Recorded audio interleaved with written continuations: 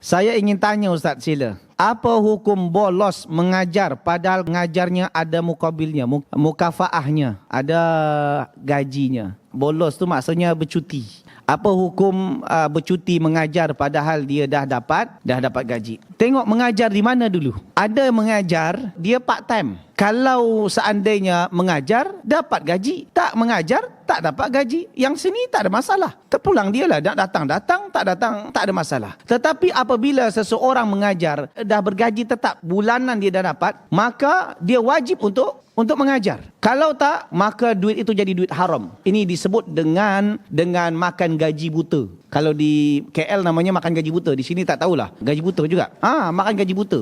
Makan gaji buta haram. Bukan hanya pengajar. Apa-apa sahaja. Kita kerja di tempat orang, kita bukan bos, kita staff, lalu kita tak bekerja dengan baik seperti mana yang dalam agreement. Sebab kan setiap kerja tu ada agreement, ada perjanjian. Apa yang dalam perjanjian tersebut, maka kena ditunaikan. Al-muslimuna ala syurutim, seorang muslim terikat dengan perjanjiannya. Kecuali ownernya mengikhlaskan, tak ada masalah. Contoh, boleh jadi 1 bulan engkau ada peluang 1 atau 2 hari untuk bercuti. Sila dalam 2 hari tu pilih mana-mana hari, tak payah ngajar. Kalau memang diizinkan seperti itu, sila, tak ada masalah. Kata siapa? Kata owner yang memberikan gaji. Bukan kata kepala sekolah. Bukan kata mudir. Sebab mudir gajinya dari mana? Kalau mudir yang gaji, it's okay. Kalau gajinya itu daripada pelajar, tak boleh. Jadi jangan makan gaji buta. Makan gaji buta haram, dan kemudian duit itu kita pakai, kita gunakan, kita makan untuk anak isteri. Ujung-ujungnya, kullu lahmin nabata min suhtin fannaru awla bih. Setiap daging yang tumbuh dari hasil yang haram, maka neraka yang layak untuknya. Allah Ta'ala alam bissawab.